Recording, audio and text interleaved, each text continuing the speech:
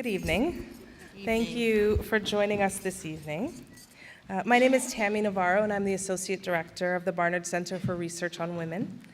Tonight's event, which you've joined us for, African Diasporic Countervisualities, is a real joy for us as it brings together a number of our dear colleagues.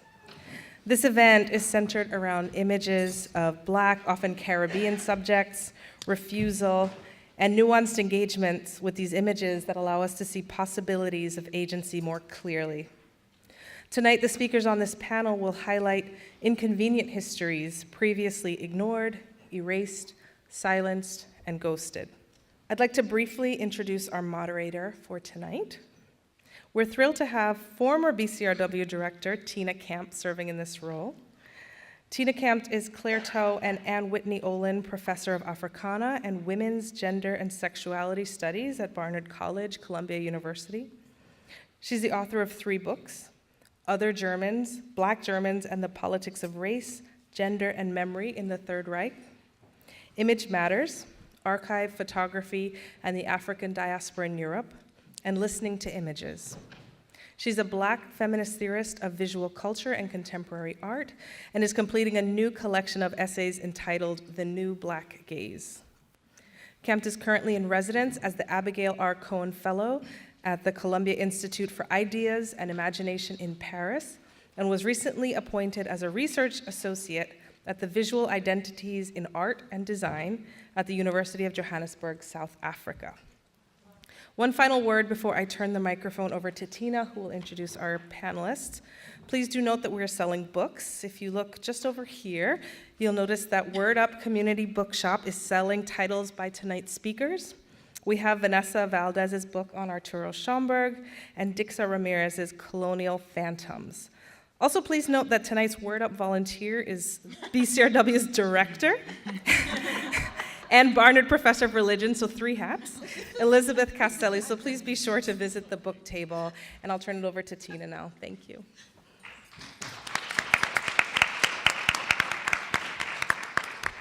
You didn't give a big hand. I think we need to give a big hand to the Jackie of all trades over there. I don't know how she does that. Good evening, everybody. It's been a while since I've been on campus, and it's really nice to be back. It is wonderful to see so many familiar faces, and it's also a great pleasure to be back for this particular conversation. We are going to, this panel promises to be a great conversation because it's with 3 very original thinkers and visionaries.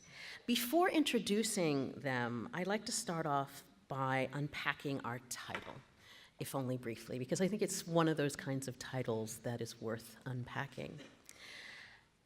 Just to remind you, it is African Diasporic Visualities. So what seems the self-evident part of that title would be African Diasporic. African diasporic for many means the forced and voluntary migrations and displacements of Africans from the Middle Passage through the present.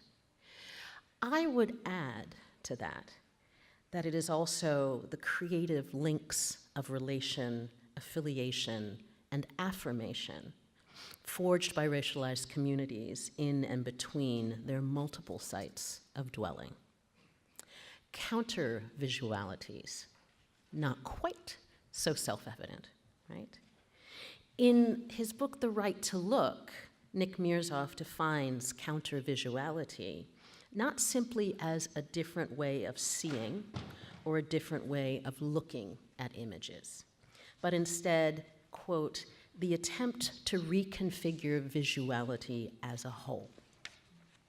So, the questions that face us tonight are, what are the stakes of an African diasporic countervisuality? What would it mean to reconfigure visuality through the perspective of African diasporic subjects? And how do subjects racialized in diaspora look back in ways that demand their own distinct right to look? Our speakers this evening will probe these questions by exploring what a countervisuality of the African diaspora means in multiple sites in its complex social geography, from the Danish West Indies to the US Virgin Islands, in the Dominican Republic, and among the Puerto Rican community in New York. I'm delighted to introduce this evening's speakers, who will each present about 15 minutes of their work, followed by a conversation amongst themselves and with the audience.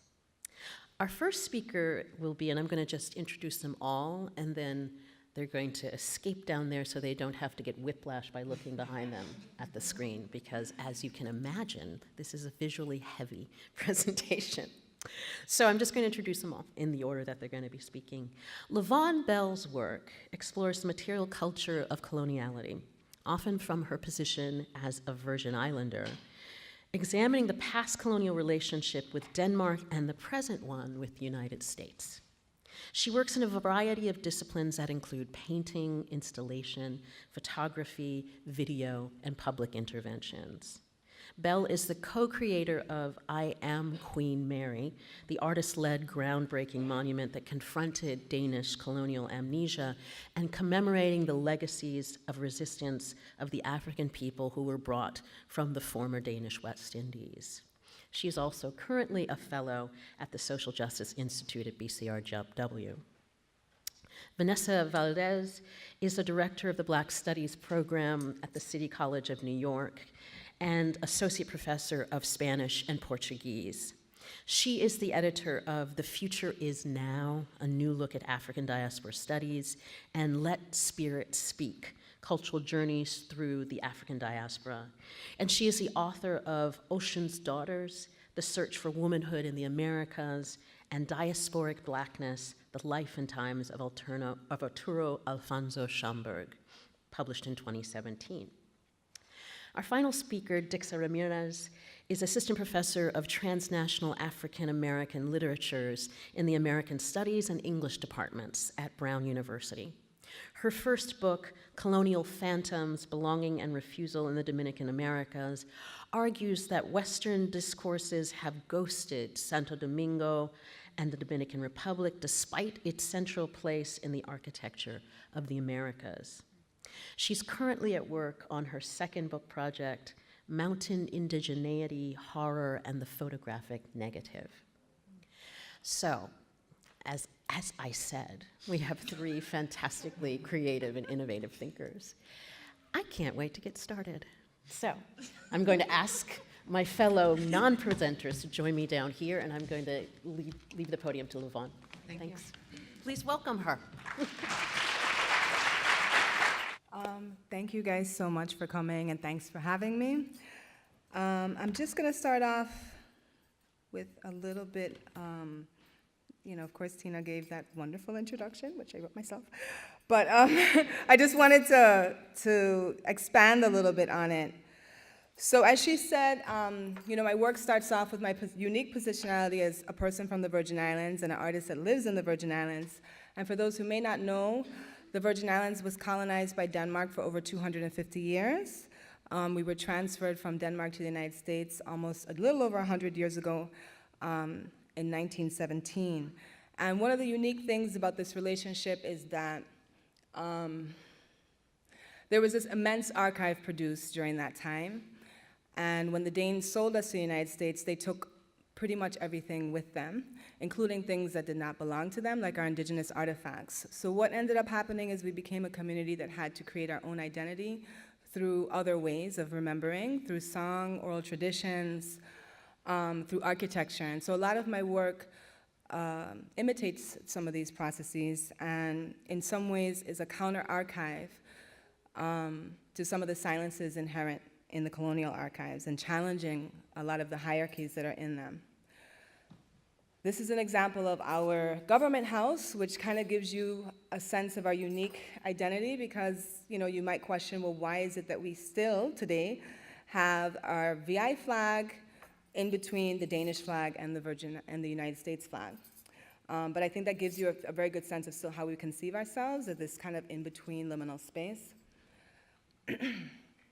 So this is a work that I've done. It's called the Planter's Chair, and it's inside of one of the colonial mansions that's been converted into a museum. And I did a performance art project where I invited people to sit in the Planter's Chair and take portraits of them. It's, for most people, in a museum space like this, you're not allowed to touch anything. So it was also kind of inviting them very much into these histories and trying to figure out how they would position themselves in there. There was another intervention I did in this space. This piece is called The Countess, the Negress, the Dog, and the Baby. And it begins this process of juxtaposition that I use in my work. On the left is a portrait that was in the Great House, which is of a Danish countess holding a little black dog. And on the right, the first time I was able to go to Denmark in the National Museum, I spent a lot of time trying to look for our narratives. It was probably a space of about so. But in the National Portrait Gallery, I did see this portrait. And when I went back home to St. Croix is when I realized that there was a conversation between the two images. So I had asked permission of the Danish National Museum to make a copy of the image and to create this installation where I juxtapose the two. And I think you can see that there's a very interesting conversation where there's a collapsing of some of the hierarchies.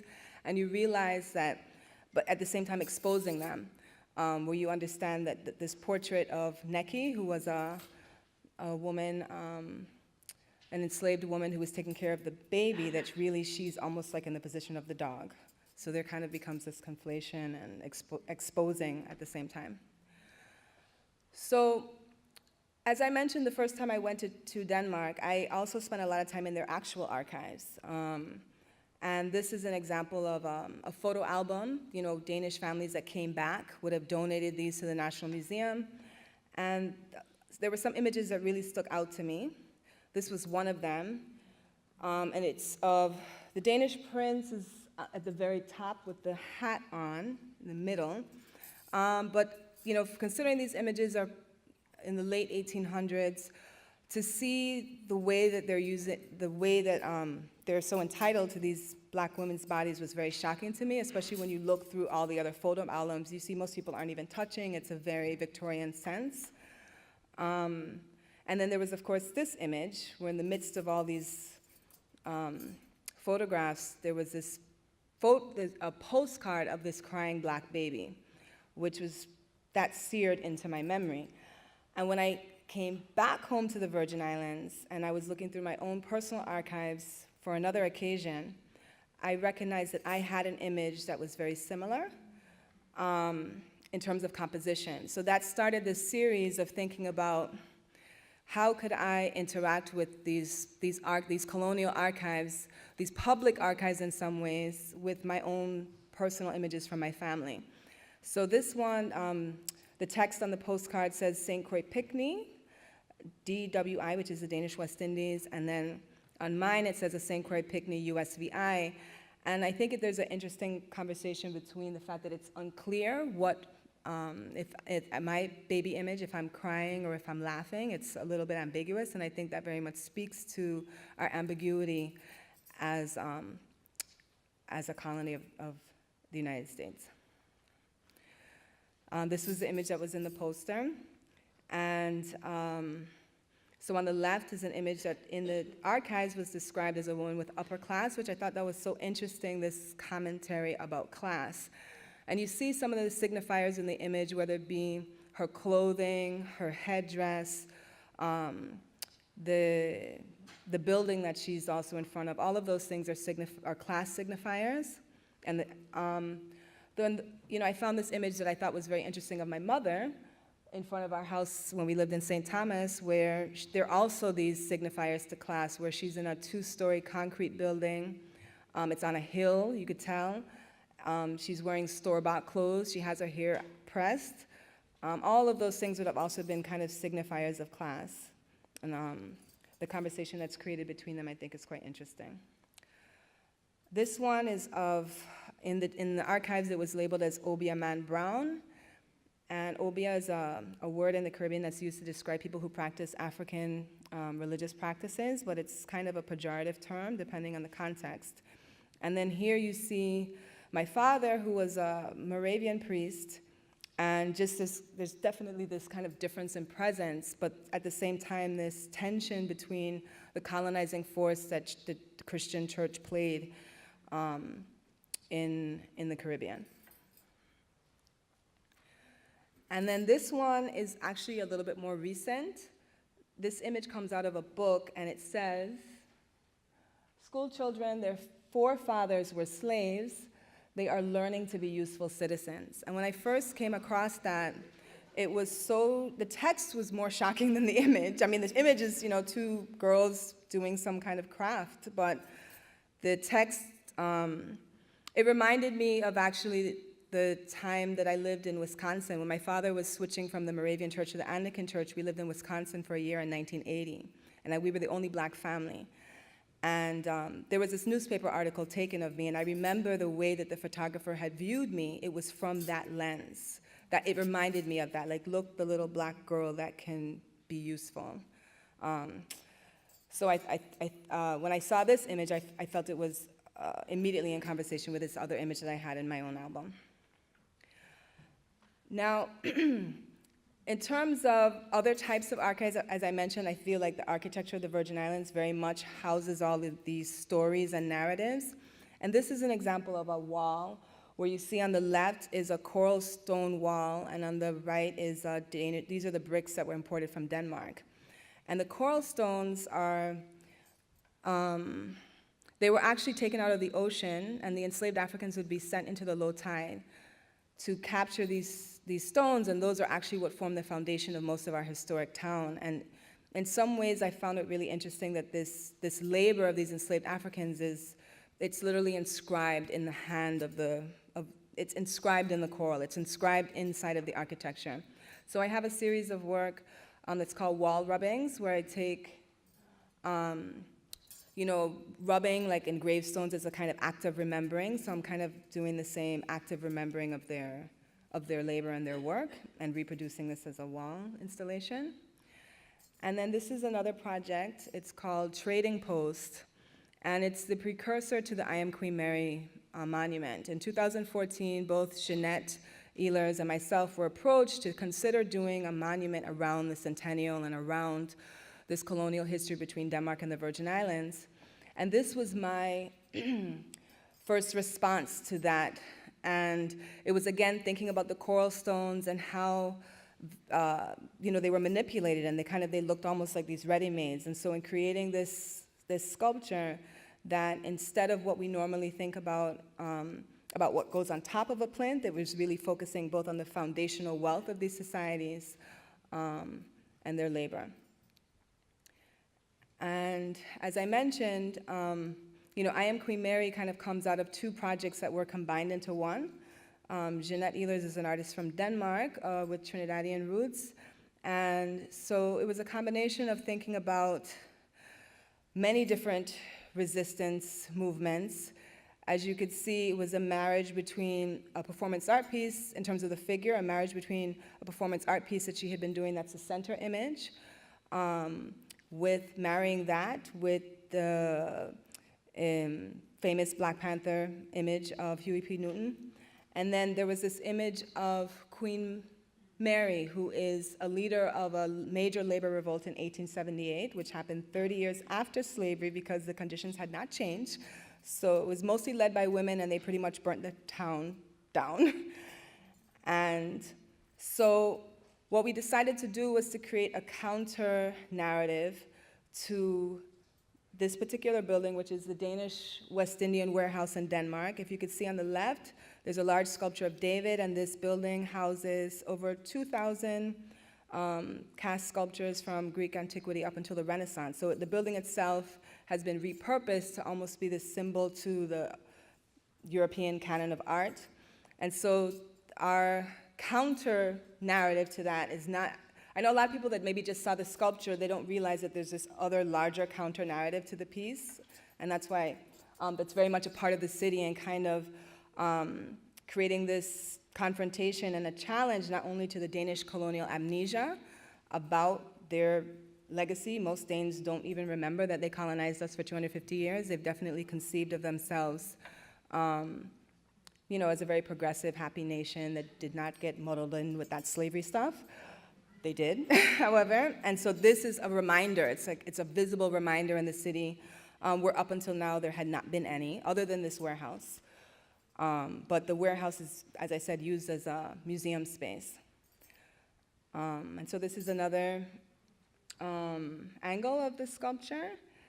And I want to end with this piece, which is a piece called Errata. And it's another way, I think, in terms of this concept of countervisualities, of how, not just looking back, but talking back to some of these images.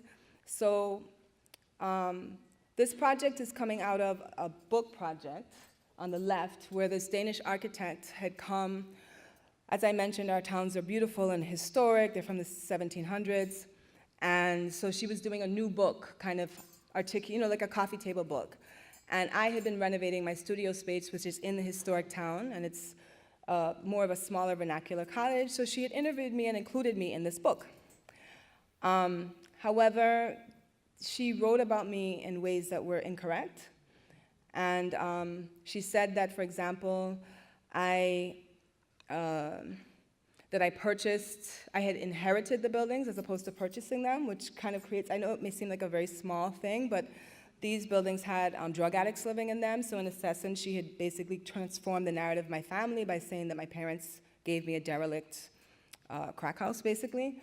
And in addition to that, she said that I was related to the women from the 1700s that owned the building. And that's a beautiful narrative. It's just not mine, and it's not true. And it's also unrealistic. So it was a really interesting contemporary example of these projections of people, of what happens often, over and over again, of Europeans, at least in this context of Danes kind of looking at Virgin Islanders and projecting their narratives and their imagination onto us.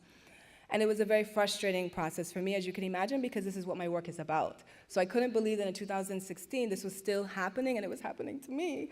So, and I felt that art was this amazing way to be able to penetrate the authority of this book. So I created a piece. Immediately when I found out that this happened, we engage in emails, and I start saying, hey, I heard this happened.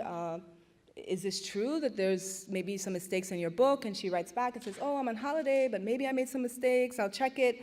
And then I go back. And so it's a back and forth of over 6 months of us trying to negotiate. Well, she apologizes, and I tell her, but how did you come to write these things? I didn't tell you these things. And long story short, I decide to publish the emails that we had over the last 6 months as a counterpoint to her book inside of the exhibition that I had. And there was a question, of course, as to the ethics of that, but I really wanted people to understand I really wanted people to understand how archives are created and how it put into question, like a lot of archives and a lot of what we are looking at there are correspondences between slave ship captains and merchants, and I mean, it is a lot of things that were quote unquote personal, and the correspondence between them. And I really wanted to highlight also this ability for me to talk back to the archives and to talk back to her and question, how did you come to think these things about me? Why did you write these things? And she wrestles with them. It's a very respectful tone. It's not like, we're arguing. It's really us having a conversation. And if you'd like to read the whole piece, it's on my website.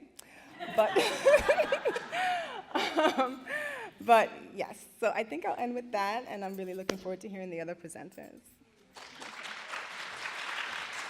My name is Professor Vanessa Valdés, and so I will be talking about Arturo Alfonso Schomburg. So it was interesting. Here's a connection between our presentations that we didn't know were going to happen. This is coming from a chapter of my book where I focus specifically on his portraits, and this was the image that inspired that. So I was actually in Columbia's archive, in the Rare Books archive across the street, and there's a collection of scrapbooks that was compiled by Thomas Gumby, and it was everything related to the Harlem Renaissance. And so I was pleasantly surprised to see this, right? And what struck me was this is an image. The image itself appears also in an anthology a few years later, just as an introduction to Arturo Schomburg, but the text that accompanies this image is really interesting to me because it has nothing to do with what is happening. So the title of it is Furtive as He Looks, right? Arthur A. Schomburg is the world's leading collector of books and pictures dealing with the Negro. Pictures of famous Negroes and works done by them are, through the generosity of Mr. Schomburg, to be a regular feature of the National News gravure. So the title has nothing to do with what the purpose of this image was to say, hey, we're getting images from Arthur Schomburg. And yet furtive as he looks. Because I questioned, like, well, what about him is furtive, right? So then I go to, as most English majors do, I go to the Oxford English Dictionary to be really clear about what furtive means, right? And so this is actually how I start my 5th chapter, with that conversation about the definition of it, right? And so furtive means, as per the Oxford English Dictionary, it means sneaky. It means trying to hide something. And so that to me was emblematic of who this man, the perception of this man, right? Arturo Schomburg is born in what is now called Santurce, Puerto Rico. Then when he was born in 1874, it was called San Mateo de Cangrejos. It is right next to San Juan, Puerto Rico. It was a free black colony, free black settlement that was established, I believe, in the 16th century, right? That's where he's born. His mother is from the Danish West Indies. We were having this conversation prior to this. His father is born in Puerto Rico of German descent. The Schomburgs have been in Puerto Rico since the 1820s, right? So I say that deliberately because oftentimes people go, oh, okay, well, there's this idea that this German man came to Puerto Rico and had some kind of relationship with a black woman, and hence. And that wasn't the situation. Arturo Schomburg is someone that most people, while they know of the Schomburg Center for Research in Black Culture, knew very little about him as a man. And we still know very little about him. There's a lot that we know from his time in New York City. He comes to New York at 17, but prior to that, including his upbringing in the Caribbean, very little. He himself did not write about it. He didn't talk about it all that much, which is really interesting to me. So I'm going to go through just a few of the portraits that are in the Schomburg. Some of them are on the digital site. They are accessible digitally. And so this was, in that chapter, my recreation of, this is me creating this archive, because again, people don't know what to make of him, right? So even in his time, closest friends didn't know what to make of him. So we can say that Arturo Schomburg is visually, right, a black man, read as a black man, right?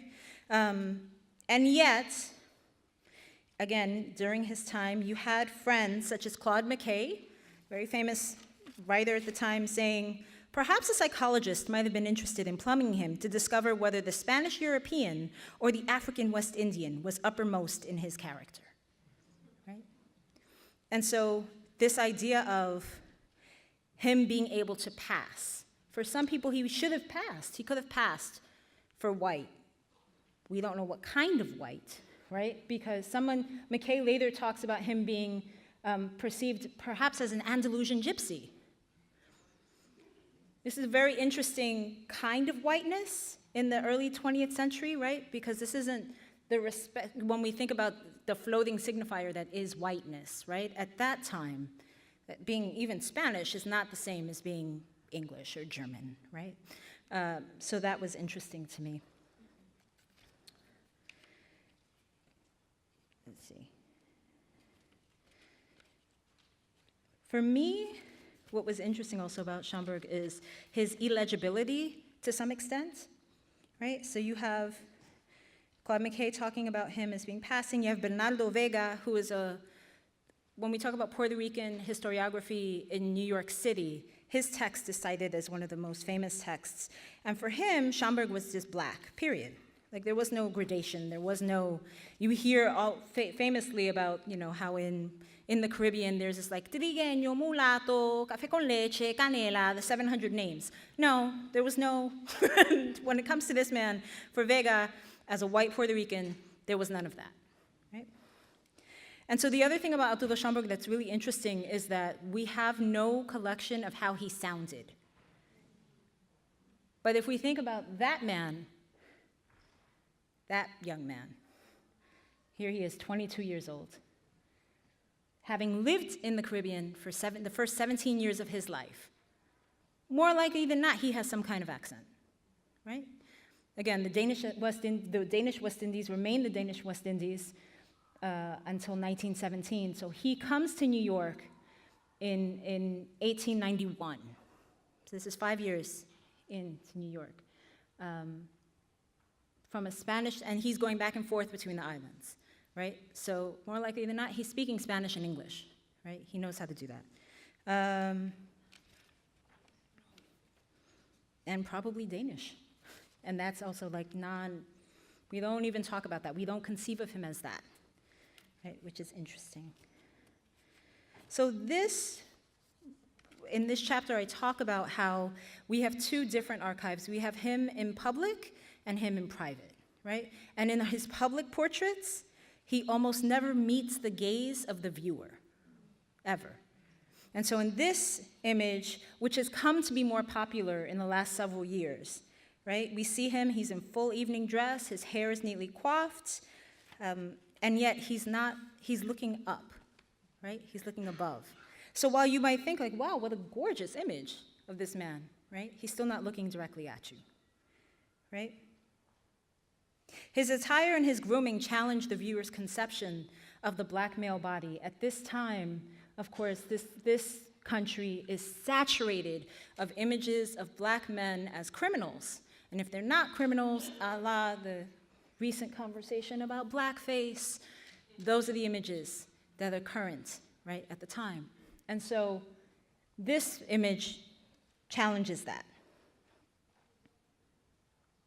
We see someone who is presumably free, enslaved neither literally nor metaphorically by legacies of de jure segregation, nor is it possible necessarily to assume him to be a criminal, another overused image of the black male body.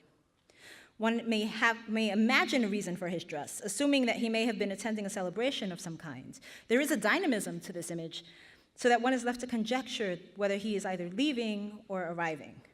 His apparel neither appeases any preconceived notion of threat. Nevertheless, his refusal to comply with this gesture of mollification is evident when he evades the scrutiny of the lens. Again, this idea that a photograph, when we see a photograph, that we can know, right, who that person is automatically, right? Particularly in our Facebook and Instagram saturated culture at this time. But when it comes to any of our images, right, we tend to think that we can look at something and automatically know them. And so the recreation of a colonialist impulse sometimes when we look at photography in our view and in our viewing practices. This is perhaps the most famous image of Mr. Schomburg. This is the image that when you walk into the Schomburg Center, you'll see that, right? Again, still a young man here. He conveys authority and assuredness. He's seated in an elaborately decorated backdrop.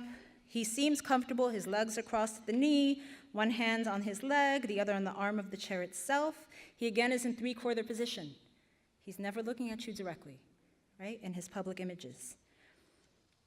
He plainly and unmistakably conveys confidence. There's poise and self-possession here. So it's unsurprising that this is the image that meets you when you go to the Schomburg Center. Right? This is the image that I love the most, right? So this is him in 1930s. This is James Latimer Allen, who is one of the premier black photographers of the Harlem Renaissance, along with James Van Der Zee. Much more work has been done on Van Der Zee, but James Latimer Allen is also there, right there. And he has a series of portraits of all the luminaries of the Harlem Renaissance. He was rediscovered, Alan was rediscovered by Camera Holloway about 20 years ago. And so she had, in her dissertation and later in a catalog, an exhibition that was at Yale, she had a series of his portraits, and they were, Paul Robeson and Langston Hughes and all of those folks. And Schomburg wasn't in there. It wasn't included there. And so this picture is actually in the Photographs and Prints division at the Schomburg Center. So here again, we see Holloway writes about all of the luminaries that Alan chose to photograph. He said, to commission a portrait from Alan was a deliberate decision to acquire an image most consistent with the Harlem elite's sense of self. Alan's patrons desired images by an artist who shared their world's view. Through his lens, they became what they were, serious, creative, and talented human beings, equal and Black. The Allen portrait is rare because we know the identity of the photographer. Most of these images, we don't know who the photographer is, right? And so it's really key because, again, we see him placed within an archive that was already existent, except not, right? Again, this image exists solely at the Schomburg Center. So, and again, coiffed, suit, not looking at you, right? Seen from the side. The lighting, normally in Alan's portraits, is that it hits your forehead. And so what that is, it means to convey and to highlight the intelligence of the sitter, right? And then we have his private portraits. And here is where we see Arturo Schomburg. From 4 years old, right? There is this little boy. Right? And so this was what was interesting to me was when I assembled all of these photographs that I saw that discrepancy, that in public, right, he's never looking at you, he's mostly always in three-quarter pose. But in private, right, so here is an image, here is 4 years old in Puerto Rico. Now, this is a studio image, we have no idea of the circumstances under which it was taken, we have no idea about the dress that he assumes. We do know that little boy is looking directly at the camera, right? And so for me, it's really interesting because it begins a theme of defiance, right? Even when, irrespective of circumstances, what may have been happening at the time, the most famous narrative about Arturo Schomburg is that he was in school and he wanted to write about Black heroes. Like he was assigned to write something about heroes, and when he asked about black heroes, they told him Black people don't have heroes in Puerto Rico, right? Which is very, very common, sadly, train of thought. And so that is thought to be the seed. It's an apocryphal tale. We don't know whether it's true or not, but it is certainly one that continues and makes sense of, for a lot of people, how this Black little boy from the Caribbean went on to have this archive. I love this picture. So there is Arturo Schomburg, and there is his sister, right? So Dolores Diaz, we don't know the circumstances, right? What we do know is that Schomburg goes on to have children. I believe he has 7 children, and it's like 6 boys and a girl. And he names his daughter Dolores. So here's his sister, right? Again, we see a studio portrait. Her nickname is Lola. So while she appears to be sitting on a chair, he's sitting on a stool, clearly, and where she's not looking at the camera at all, like she's looking straight to the right, he's looking directly at the camera, right? His large eyes, almost daring comments, right, of these two people together. This is taken in Puerto Rico as well. Right? Again, the fact that the photograph has been taken at all is suggestive of some means, as photography was not available to most of the population on the island. She looks uncomfortable, her face slightly raised, as she seemingly looks off into space, and her hands placed in her lap, with her left hand holding onto her right. She seems rather anxious, eager for the session to end, perhaps. Her brother is all angles, right? All limbs, right? Taking up space in the photograph, not only with his physical presence, but also with his suit. Right? His hands are placed uncomfortably between his thighs, his fingers are curled inward. His posture is indicative of a sense of burden, of heaviness, while his stare is tired and yet daring. It is an unnerving shot, one that may be uncomfortable for the viewer in the face of Schomburgk's silent challenge. So for me, again, the discrepancy between how they're looking, right? Whereas she looks away, and not in to me, it's not a feminine, evasive, Victorian standard. No, she's like, to me, it's like, she don't want to be there, right? But that's her brother, and he's like, yeah, say something. Schomburgk's passport photo. 1926, this is the year that the Carnegie Corporation bought his archive. And so this is at the first opportunity. They bought the archive on behalf of the New York Public Library for $10,000, which even at the time was undervalued, but still was a sizable chunk of money. And so Arturo Schomburgk, with that money, immediately takes out a passport and goes to Spain, right? Goes to Europe, travels to Spain and France, goes to the archive in Seville, which is an incredibly important archive, the Archivo Real, Archivo de las Indias in Seville, where he finds documents about Black folks in Latin America, pre-US, during the 16th, 17th, and 18th centuries. Right? So this is that photograph. This is also the photograph. At the time, again, the two biggest archives, or the images that were more resonant in the culture with regards to Black male bodies are the criminal ones, right? But also those that are in entertainment. And so when we think about and when we learn about the genealogy of passport photography, it is one that is meant to simulate criminology, right? The idea is, again, that, and even to this day, right, if you go to the DMV, sometimes they'll tell you, don't smile, right? Look straight into the camera, don't smile, right? And so this idea of surveillance and facial recognition, right? And so that's what we see him there, again, directed at just looking straight at the camera. And so this also was in Gumby's collection across the street. And I thought that this was really interesting because we obviously are seeing him in the library, right? So this is him at the Schomburgk Center, presumably. But here he seems to be just caught mid-act, right? He has his hands on, he's doing work, he's doing what he does, right? And yet he seems to be bothered that someone is intruding. And so I thought, like, there's an oral history that Jean Blackwell Hudson gave. Jean Blackwell Hudson was the first director of the Schomburgk Center, graduate of Columbia University's the program of library science. And so she worked with him. And she described him as, like, not necessarily the most nice, not the easiest personality, right, to get to know. And so we see a little bit of that, right? We see this man that's just like, just leave me alone. Like, let me do what I do, right? But again, I thought in a candid photograph how beautiful this is. Because even there again, he's looking, whereas this isn't a staged photograph, he's looking again directly at the camera, directly at the viewer. And so we see the circumstances under which he stares back, right? He counters anybody's expectations of him. Thank you for your time.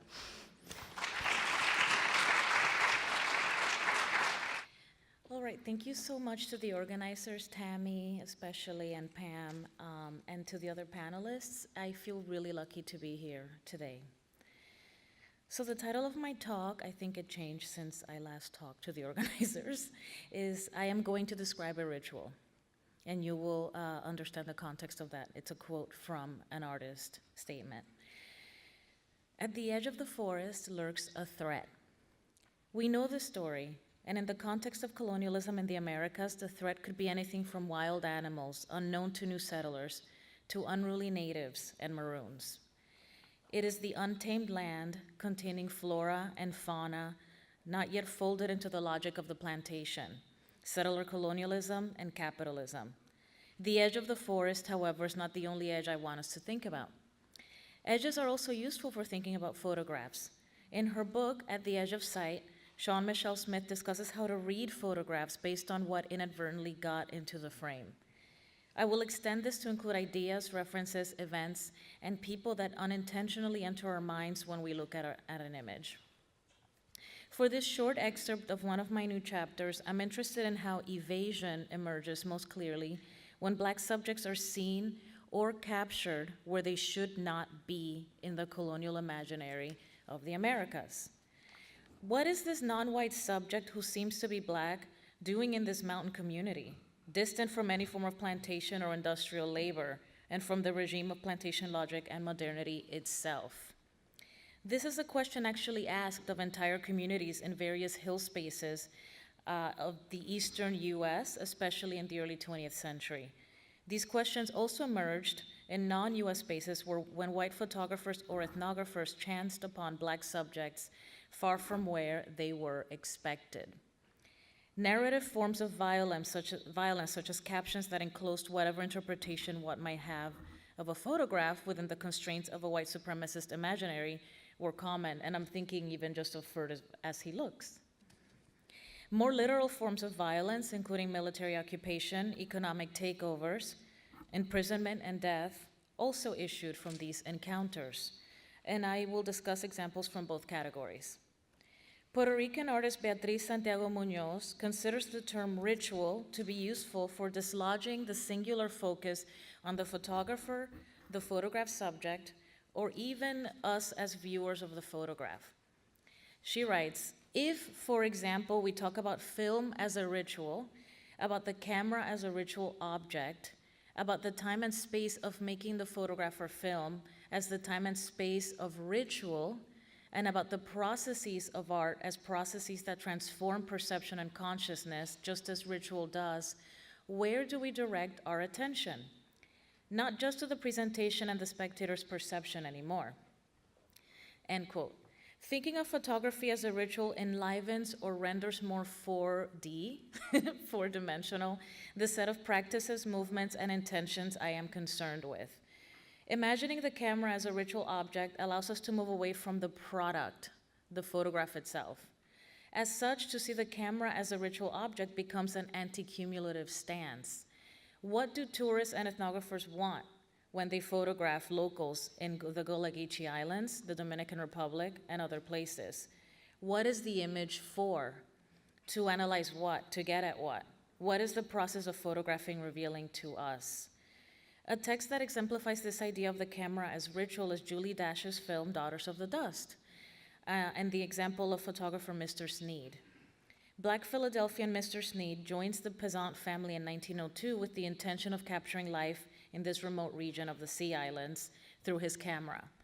Towards the middle of the film, Sneed is in the midst of photographing a group of local men on the beach, but the little girl who happens to be the narrator of the film and one of the characters' unborn daughter, she is pregnant with her, appears within the frame. At this site, he dives out from under the focusing cloth that you see in like old-timey images of cameras. He dives out because he's shocked to confirm that she is an apparition. Though the unborn child is not physically present, Sneed is witness to her otherworldly and future presence. At this and at other points in Dash's poetic quilt of a film, the viewer is urged to focus not on the resulting photographs, but on the ritual of photography itself. It showcases how the Gula subjects who so interested Sneed swerve gleefully out of the camera frame only to re-enter it as they desire. Julie Dash turns her own camera onto this ritual, showing us how the Pesant family, present and future, elude the photographer's designs. We see how, for instance, Sneed's manipulation of his camera instigates a rupture in the space-time fabric and produces a portal through which the mischievous unborn child sneaks into the present. In the end, Sneed succeeds in getting his photographs, but he is unsettled by the process, himself moved by photograph subjects and the process. He is unsettled by these sprouts that flourish in various edges, geographic, temporal, and epistemic. And I'm really inspired by Anne Sink's writing about mushrooms. This is a quote from her book, The Mushroom at the End of the World, and I'm really interested in her thinking about fungi and how they sprout from ruins. And when you don't expect them, and they ruin everything, but in this really fun, anarchic way. My second book, Mountain Indigeneity, Horror and the Photographic Negative, is concerned with the early 20th century struggle between what is hidden and what is on display. I'm interested in an aesthetic and anagram of racialization in isolated geographic spaces in certain boonies of the Caribbean and the US. Those of us from the Caribbean or who read Caribbean literature and scholarship know how often the concept of el monte, the hills, or le mur in the French Caribbean emerge, right? This is a really common concept. El monte is always just around the corner, always encroaching, sprouting persistently amidst the rubble of hurricane disasters or abandoned plantation and industrial sites. In the US, the hills have been virtually ghosted from most US imaginaries, remaining tellingly in the space of either horror storytelling and obscure websites like Weird New Jersey, as well as in more ethnographically inflected work. Scholars of photography and race have argued that to refuse the imperial, colonial, or scientific gaze was to deny access to the photographed subject's emotional, spiritual, and intellectual interiority. To read these refusals, these scholars turn to how the photographed subject's interiority could be discerned in some way through the pose and countenance. Here I think of, for instance, interpretive tools such as Tina Camp's muscular tension, Laura Wexler's lack thereof, Molly Rogers' reading of Tearful Eyes, and Lisa Gale Collins' study of Lorna Simpson's denial of access to Black photographed subjects' eyes, Vanessa Valdés' consideration of Arturo Schomburg's evasion of the camera gaze, and Fred Moten's notion of blur and movement. Given that the camera has abetted the desirous imperial gaze, do racialized and gendered subjects have room for subversion? A photograph that I found in the Library of Congress shows a woman reaching out towards a child, perhaps her own. The handwritten caption adds, "Come into the house, honey, that picture man'll steal you." And that is DAT, picture man, apostrophe LL, steal you. Rather than recording the woman's actual utterances, the words resemble, quote, malapropic patois and broken English, to cite Jasmine Nicole Cobb, a ventriloquism of what Black subjects sounded like in an anti-Black imaginary. To the captioner, the woman's vestments, especially her headscarf and skin color, approximate her to the mammy caricature that emerged in a post-slavery US culture nostalgic for the antebellum days. Unlike the photographs of white mothers with their children that, as Laura Wexler argues, were supposed to represent universal motherhood, the caption directs the viewer to listen to the imagined minstrel speech of the mammy icon.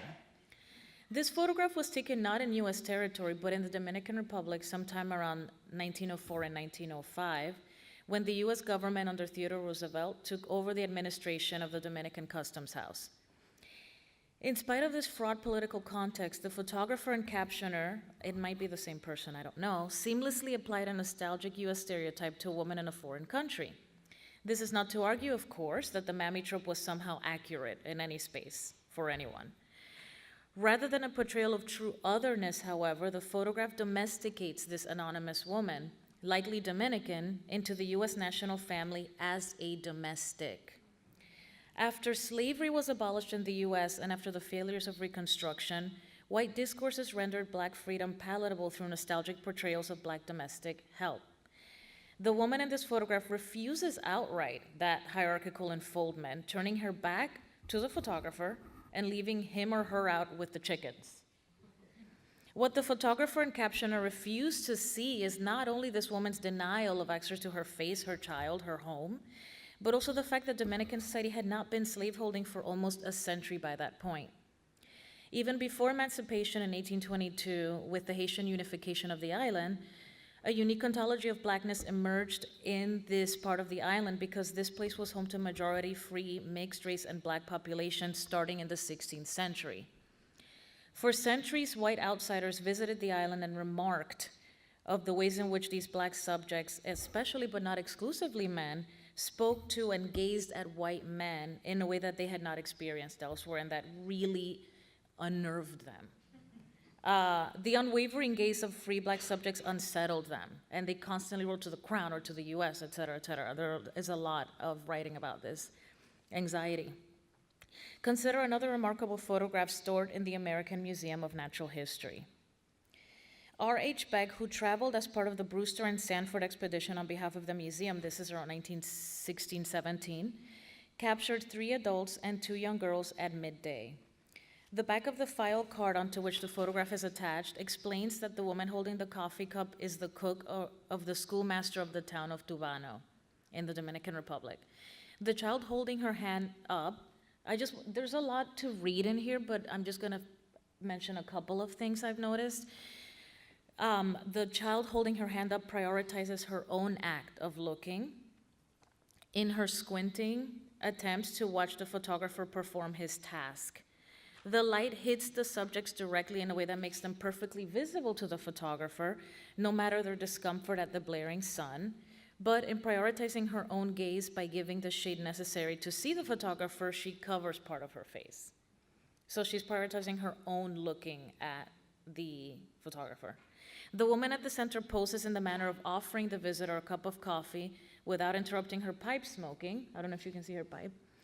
Only the pipe smoking seems natural, though. I think you might agree. The arrangement of the photograph suggests that the act of offering is no longer impromptu, if it ever was. And the woman on the right wears an exquisite expression of contempt on her face. I love it so much. In both photographs, I see dust. Dusty feet, dusty roads, dusty rocks, dirt.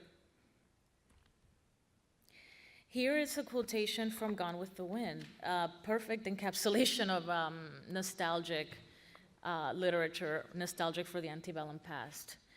Mitchell writes, "It was a savagely red land, blood-colored after rains, brick dust and droughts, the best cotton land in the world." And so on, describing idyllically Tara, the beloved plantation. But then she describes, at their edges rose the virgin forests, dark and cool even in the hottest noons. Mysterious, a little sinister, the sowing pines seeming to wait with an age-old patience, to threaten with soft sighs. Be careful, we had you once, we can take you back again. The hills are the anti-Tara. They are El Monte, they are dusty or muddy, rocky, wooded, untreated. Let us compare these 2 photographs of non-white Dominicans that I just showed you with the more common form of photography in the Dominican Republic for Dominican consumption at the same time, so the early 20th century. Yeah, the contrast. The studio photography of white elite Dominicans commemorating important life moments and in service of high society was what most people were used to when they had access to any kind of print culture at all. Right? So, and now I want to give you another comparison.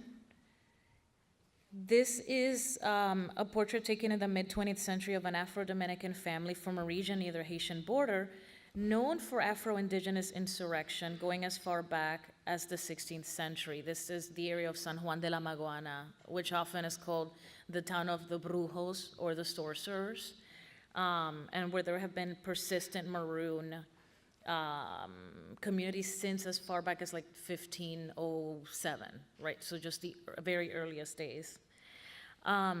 Notice what I imagine to be the well-moisturized dark limbs. The dust of the road imperceptible, probably tamed by my grandmother's broom. That's my grandmother wearing the turban. My mother, the smallest girl on the right.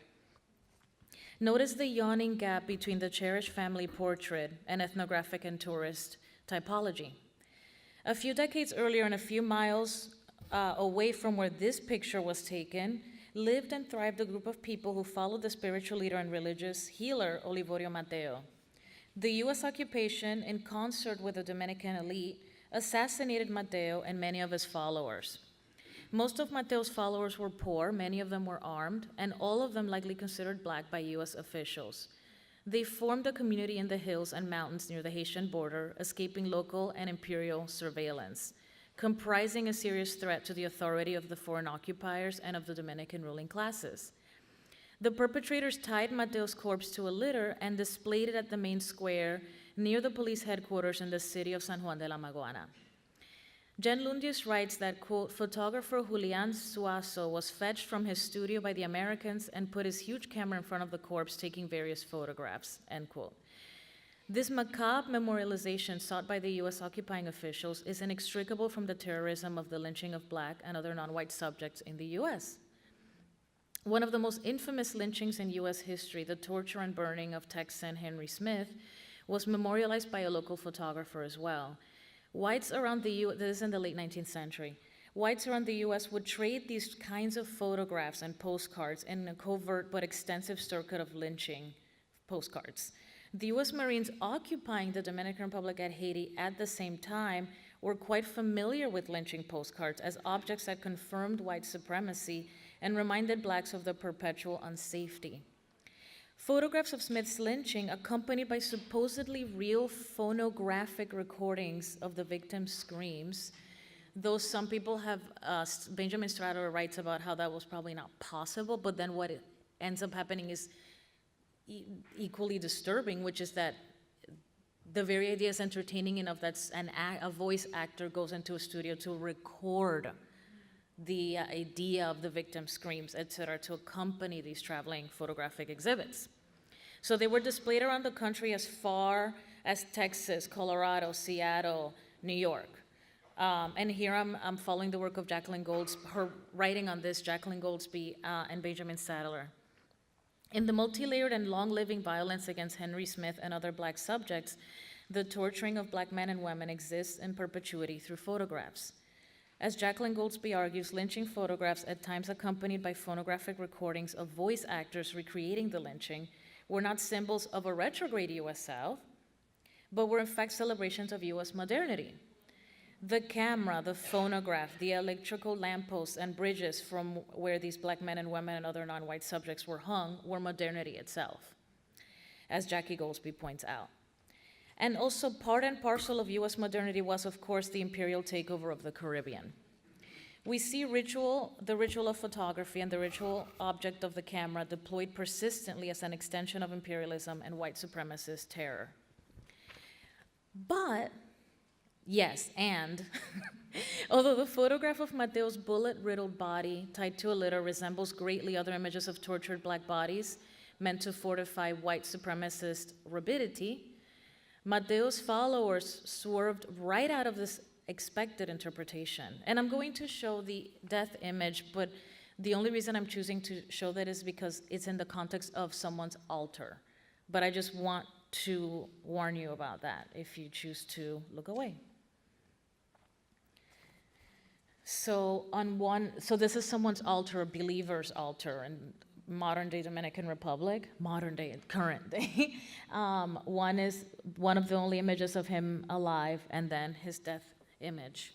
How they read, although the photograph, how they read this photograph evades any interpretation that authorities might have expected. Lauren Derby argues that, quote, to his devotees, this effigy became proof of Mateo's crucifixion by imperialist Americans, end quote. Instead of accepting the disciplinary intention to put Mateo's poor Black followers in their place, Mateo's followers absorbed an entirely different lesson, that Mateo and the worldview that he represented lived on, and that he was indeed godlike. We might assume that Mateo's followers' interpretation was inadvertent, but what if instead it was a purposeful act of refusing to be governed, to invoke James Scott's seminal study of Zomian, that is, upland or hill people's recalcitrance? It might not have been a misreading of the kind that non-white rural subjects are often accused of, meaning superstition, the inability to grasp technology. Much more disruptive and even terrifying to those who control these technologies for their own profit, benefit, and pleasure is the possibility that these Black rural subjects, perfectly aware of the photographer's motive, act in ways that evade the power of photography's harm. Like their community on a hill, their interpretation of the photograph instantiated an alternative present. Thank you.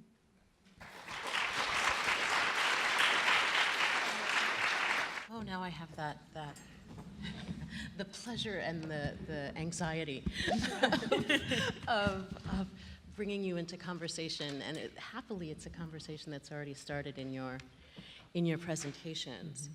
Mm-hmm. So as I was listening to you, I was excited because you're all speaking to what I'm trying to write about in a lot of different ways. But going back to the question of African diasporic countervisualities, I wanted to start by sort of reading you some of the phrases that I felt were resonating and reverberating back and forth.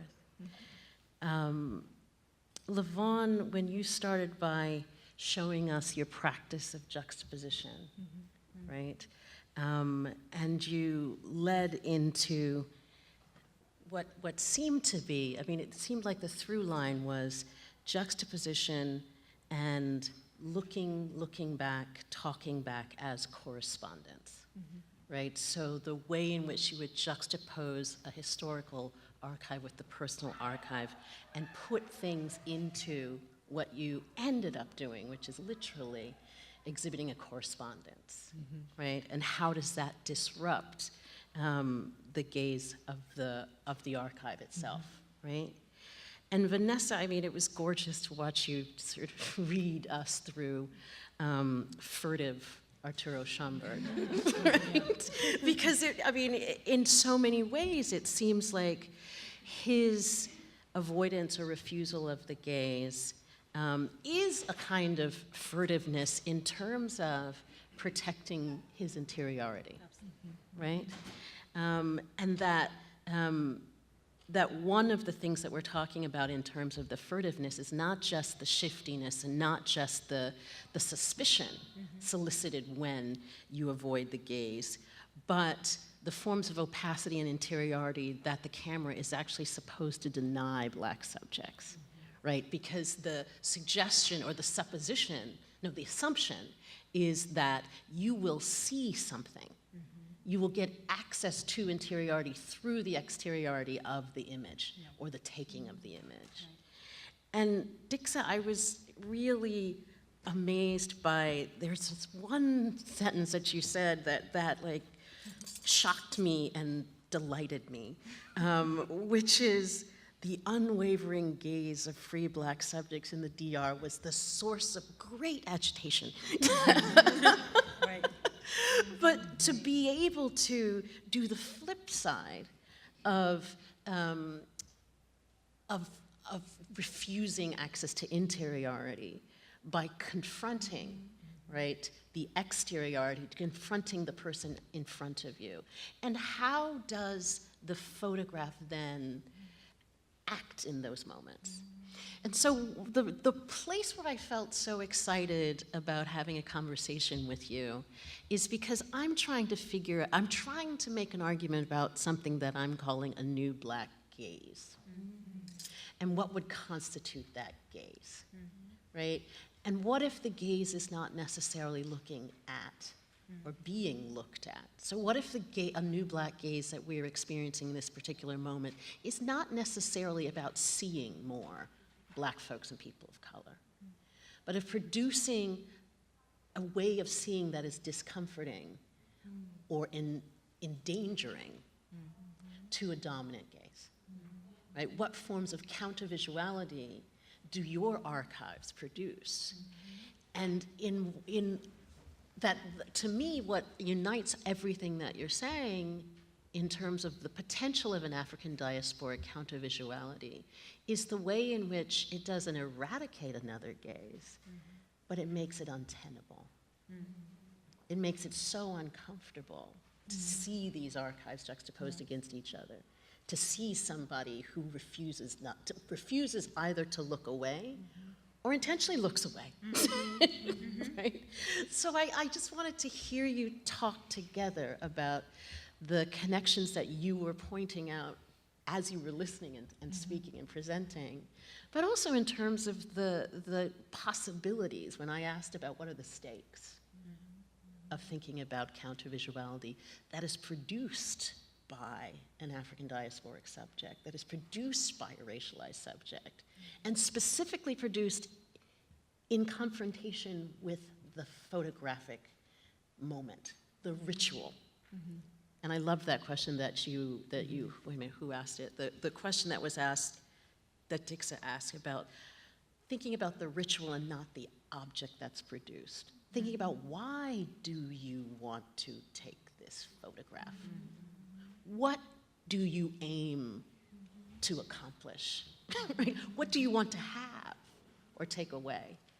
But to think about these things as a new way of doing exactly what, I was citing Nick Mirzoff saying about the attempt to reconfigure visuality as a whole, writ large, not to simply disrupt or interrupt, but to reconfigure it, the structure of it becomes different in the juxtapositions, correspondences, in the opacity and the confrontation that each one of you are describing.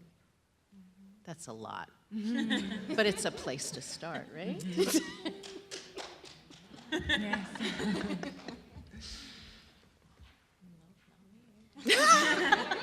You can refuse that too.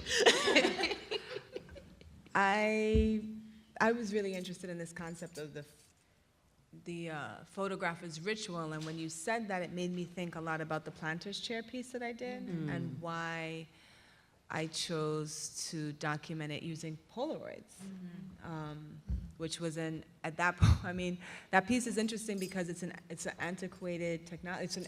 It kind of went out of business, I think, in maybe the 90s, and so I had to write to some employees I had this old Polaroid camera, but the idea of that was just like there was an instantaneous, and there was also this connection to the criminality, like an evidentiary, I think is what I was looking for. And it made me think a little bit about that, and then the relationship that people had to doing this performance. I really did conceive of the project more as a performance piece as opposed to a photograph. And then watching how people wanted to situate themselves in that chair, and then watching my response to that, because it really was an exploratory piece. So I had people who say, well, can I have my family sit with me? And I was like, no, because this is, the plan. And I was like, well, why not, right? Because, okay, and what that meant to insert it into the narrative of this planter's chair, which was kind of this power chair, but that they felt, I want my family, I want my relatives, and that they could also, it made me realize, oftentimes when you're behind the camera, you feel you have the power to dictate, but that they were talking back to me and saying, no, I would like to be represented in this particular way. And it was really a negotiation. And I think that made me also think about, when I was juxtaposing, for example, the images with my personal to the historical, of course, most of my family pictures were taken by people who loved them. And how that completely transformed the game. Even when you watch, when you watch my mother in front of her house, as opposed to the other woman who's looking away. My mother's presenting herself in another way where you feel like the other woman is she's being presented. It's a different, so yeah, I was really interested about this idea about Arturo maybe denying that and wanting to present himself in a particular, I'm just curious, how did you come to thinking about that, like that he was denying a particular gaze? And also the difference between the private and then the public. Right, I was curious how you... I think for me, really the jumping off point was that first photograph that I saw, because I was offended. I was offended at the insertion of an editorial, right? But with that accompanying text. Right? And so I thought it was amazing that the three of us chose photographs. You didn't have yours in there, but you spoke it, right? You told us with that first text, with that photograph of the U.S. Imposed definition of the mammy figure, right? So it was interesting to me because what it did was it caused a reflection on my part as what do I expect of an image as a viewer, right? And so for me, I like to think that I can read an image, right? I can interpret it. And so when you have an editorial that seemingly disrupts, right, for me, disrupts the interpretation, right, or offers its own commentary, I thought about that role. And then as I literally assembled all of his portraits, and that was when I looked.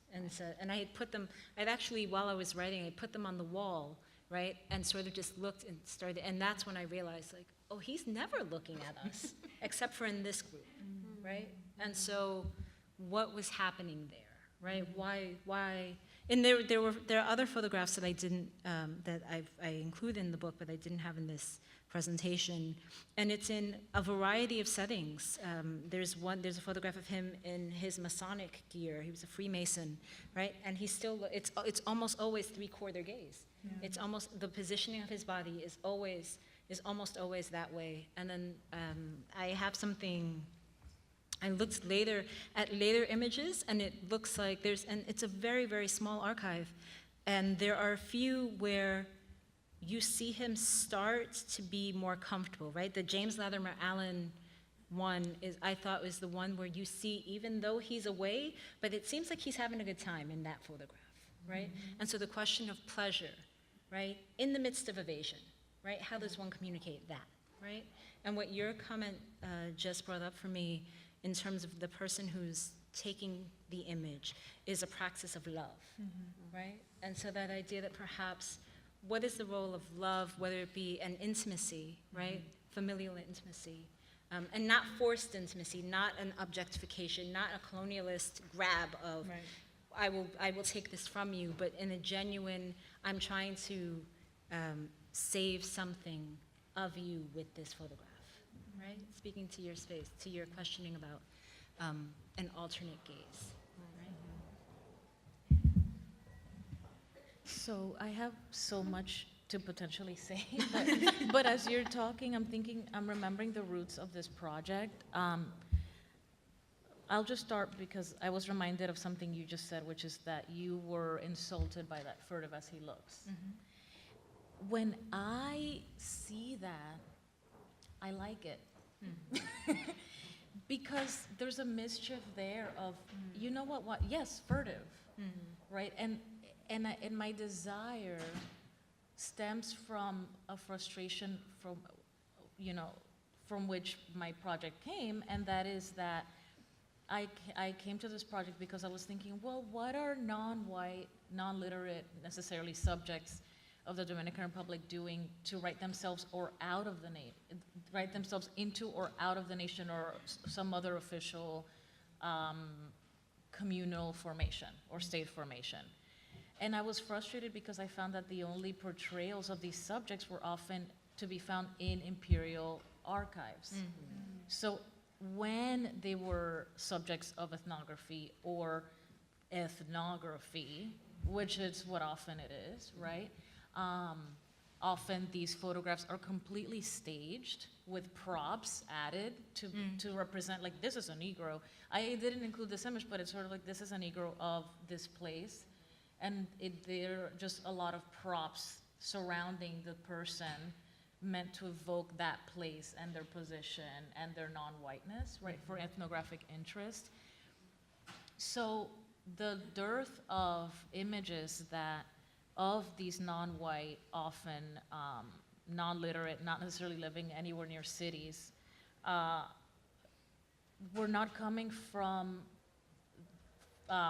places of love, I guess, right? Where the studio portraits or the picture I include of my family, very, neatly pressed in their Sunday best, when the town photographer came on a visit, and it was a very special occasion.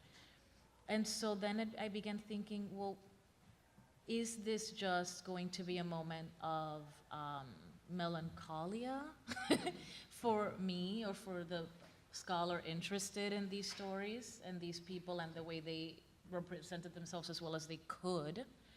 Or can I try to see if there are other ways of engaging with this archive that are not about obvious forms of resistance or defeat, that are about that's why I'm excited by the word furtive. And I like it. You can have it. No, but I guess what I mean is my project really resides in that space of mischief, of like, I'm interested in hill people who are neither necessarily interested in obvious forms of resistance or are also not acquiescing, but are maybe appropriating terms that are meant to subjugate them and appropriating technologies that are meant to subjugate them and kind of turning them on their head or throwing them back or giving us some other aesthetic and poetic possibilities. That's fantastic. I want to open it up. We've got, time for a few questions. In thinking about the colonial photographers, there's a picture that was taken by an early anthropologist. I think it was, as I remember, E. Evans Pritchard, of, do you know that picture? Which one? Of an African woman working in her compound, and she was without clothing, naked, and bent over. And he took that picture from the back and put it in his book. And when I saw that picture, I thought, how evasive, how cruel, because she had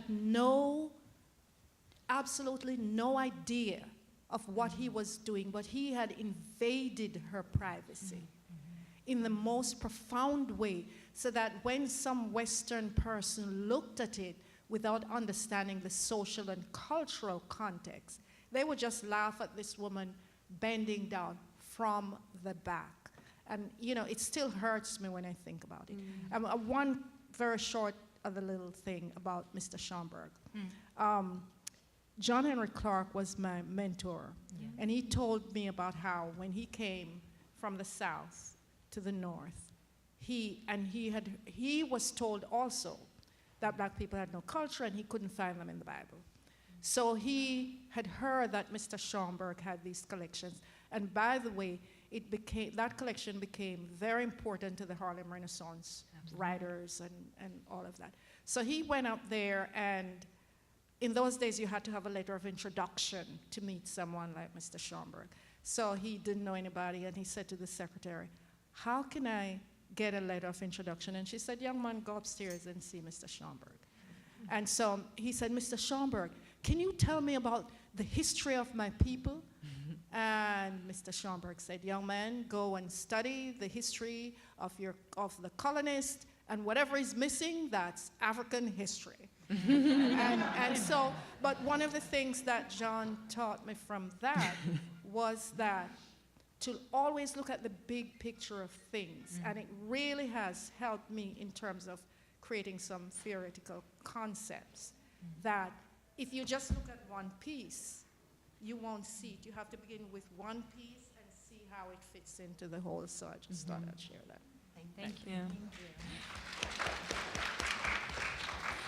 I find that interesting what she was talking about, because I think when we think a lot about images, we think about what's inside the frame, and it's almost as if she was saying, let's think 20 feet outside of the frame. And I'm just curious, like when I show that image of the baby that was crying, there was this, an activity that this art historian, Temi Oromoso, had done that was asking us to talk to that image, but imagining that we were the mother.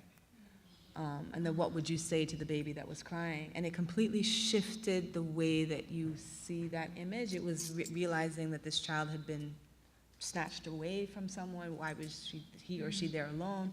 And so there's almost this,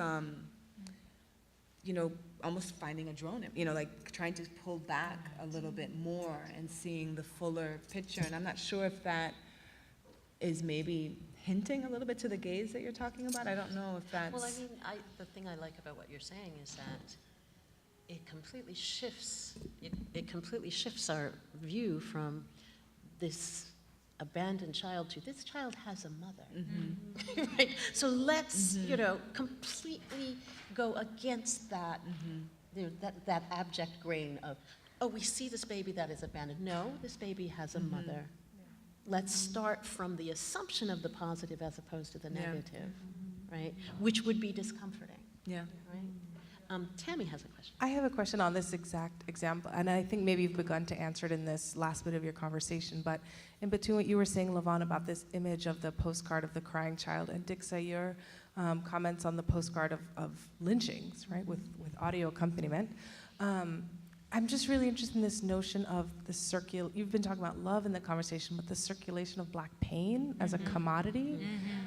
And the way you're talking, Lavon, of us stepping back, and you give the example of the art historian and trying to contextualize as a family, and I don't mean to be the negative, but what are the limits of the liberatory practices of averting gazes, or what are the possibilities, right? When this is the larger structure, when the commodity, when the capital is black pain, right? I was here, look, I can prove it, right? I hurt a black person. I guess I want to hear about the liberatory possibilities, but also maybe the limits that you all have encountered in your work.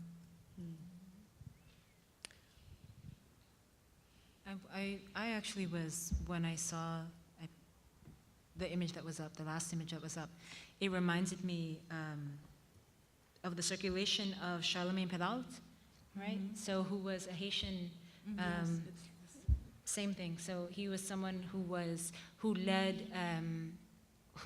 the resistance forces against the U.S. Marines in Haiti, and the Haitians, the U.S. Marines killed him and assassinated him, and then took pictures of it, and then circulated those images, right? And so,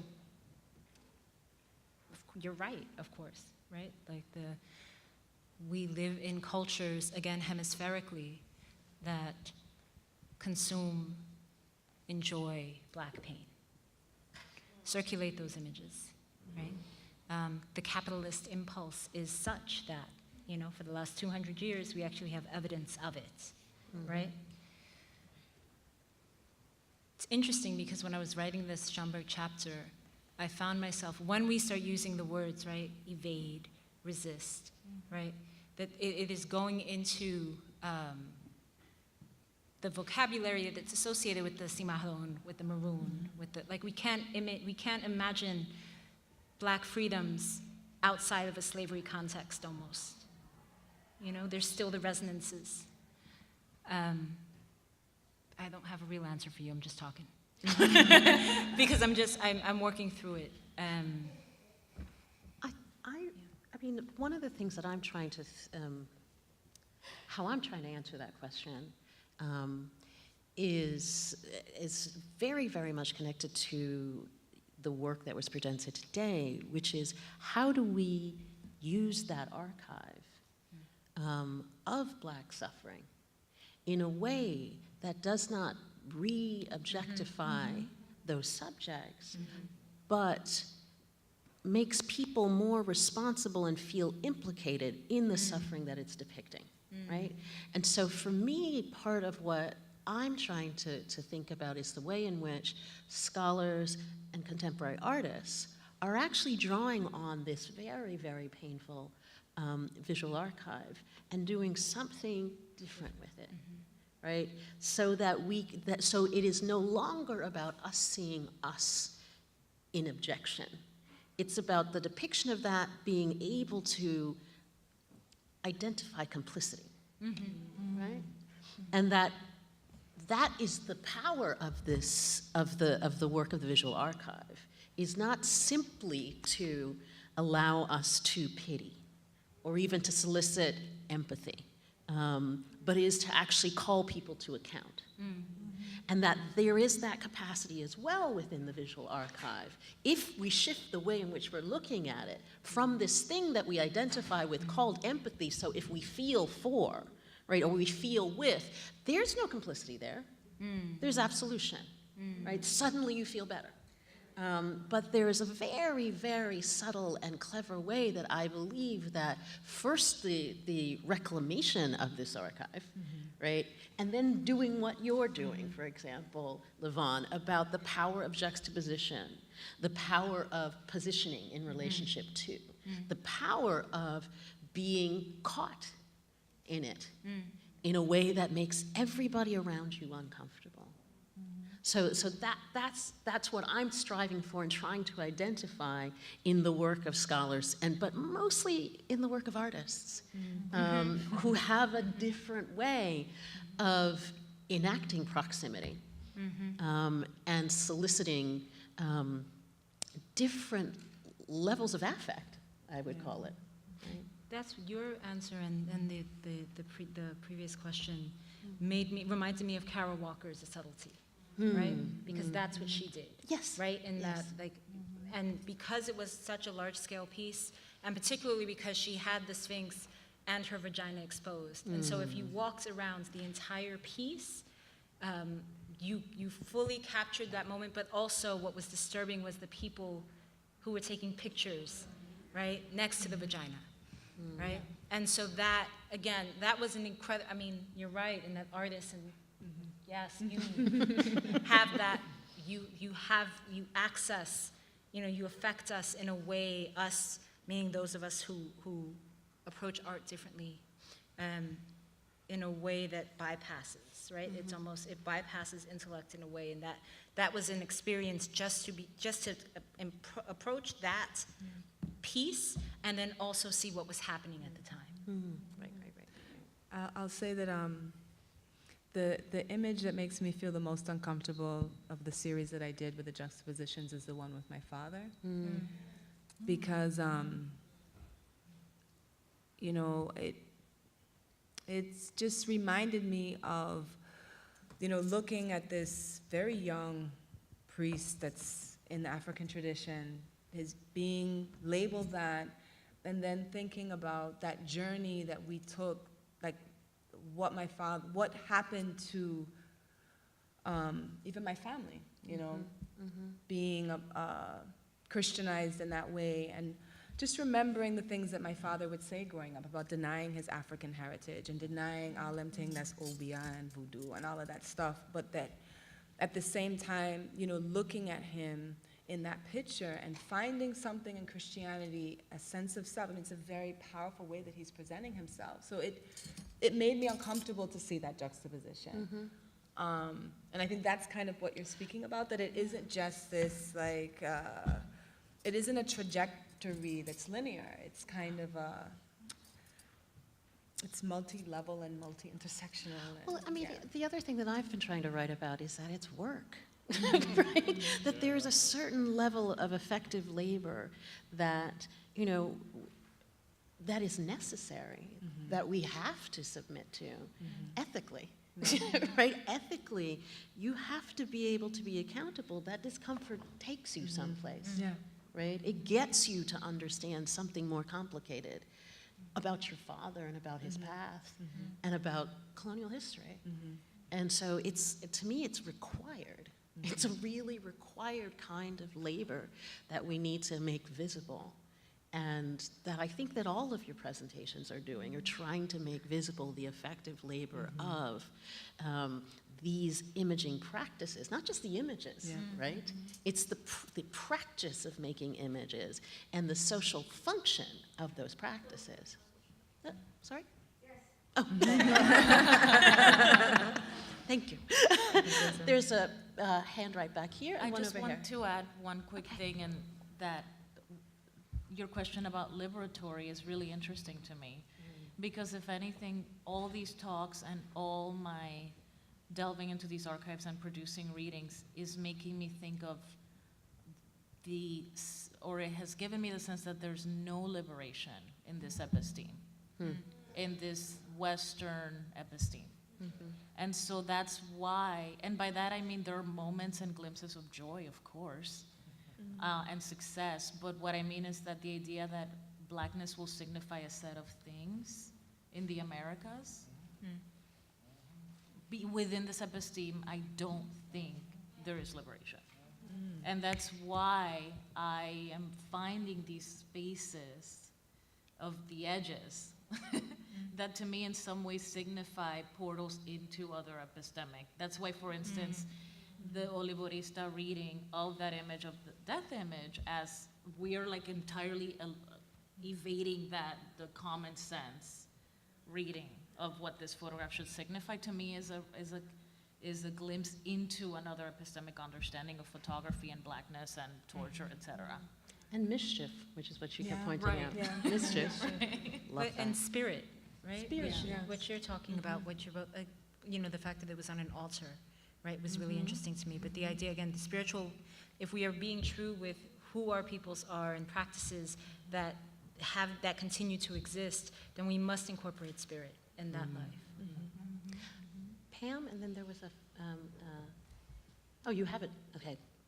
Oh, you both have microphones. Oh, dueling microphones. Okay, Pamela. Okay, I want to jump way forward, okay, if I may, and wonder if either of you have a comment. So, because you're rooted in like the archives from like way back, and you're filling in narratives, and you're doing the countervisuality what do you think of this practice, like moving way forward, right? Because what I keep thinking of is where you're filling in narratives that don't exist because a lot of the stuff is missing. What about the oversaturation of images and stuff now, and what this practice looks like and how you counter those narratives that may be right or wrong moving forward? I'm just wondering if you have a comment on that. Maybe we should take one more question and then we can wrap up and we'll answer them together. Okay, go ahead. Hey y'all. My question is, through your search through the archives, were there any discoveries made that either inspired you to reevaluate your existing paradigms of the work you were doing or expand the existing paradigms of the work you were doing?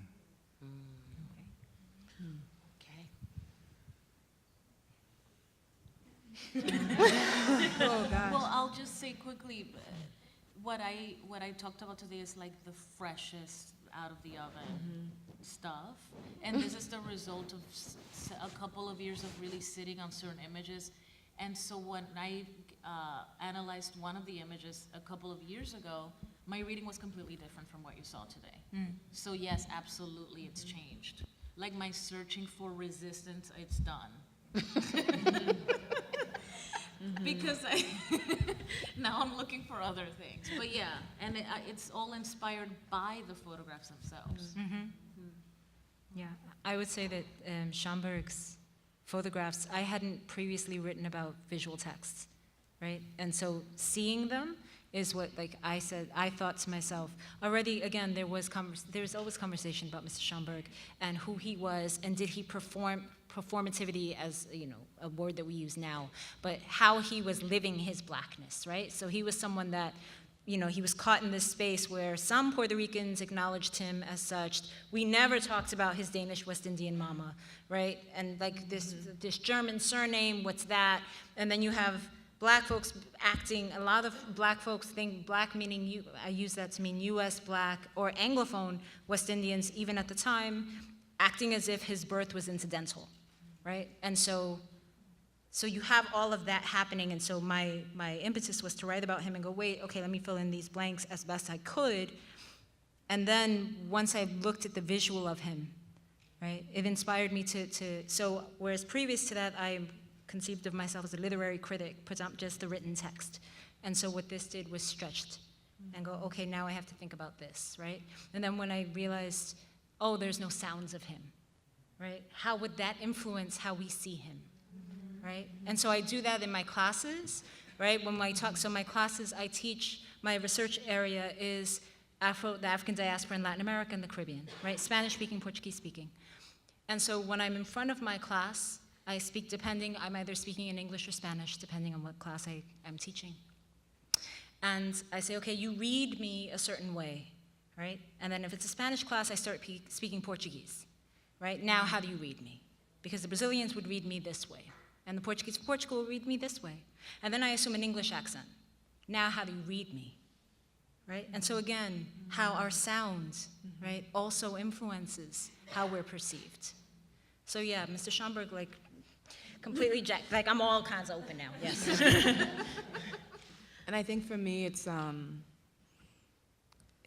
I guess it's almost maybe also a signaling to what Pam was asking about both our present culture of this oversaturation of the image and the rituals of how we take images, and then using some of those lenses to think back into the archives. Like, you know, just even, I have young girls, and they already, when they want to do a video of themselves, they often do YouTube tutorial style talking, you know, which is just, you know, and they'll say, yeah, because it is a way that young, especially for kids, how they're watching videos, and it's often on YouTube, and there's a way that people talk in YouTube videos, and so often when they're being recorded, they imitate that. And so it just makes me think also about some of those rituals that are often in the photographs, like the archives, you know, living in the Caribbean, in a tourist culture, we all know what happens when white American tourists come around. Like, there's a shift in the way we talk, behave, move, And so you can, of course, imagine in the archives, I mean, in the 1800s or the 1700s, in the 1800s or 1900s, there's also this shift that happens, and that's that kind of the shiftiness that we're talking about. And I think for me, being aware both of our present and looking back at the past for those signals, like, wait, is that a performativity that's happening? Or like, what is that that's being represented in that image? Because a lot of times we look at it and we see it as evidentiary, when there's also maybe a performance happening in the image as well. Yeah.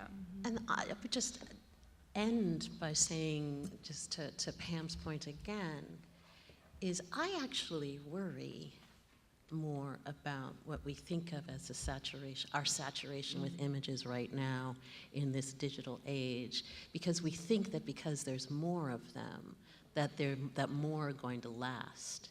But in fact, the digital image is much more ephemeral than these other material objects that we have.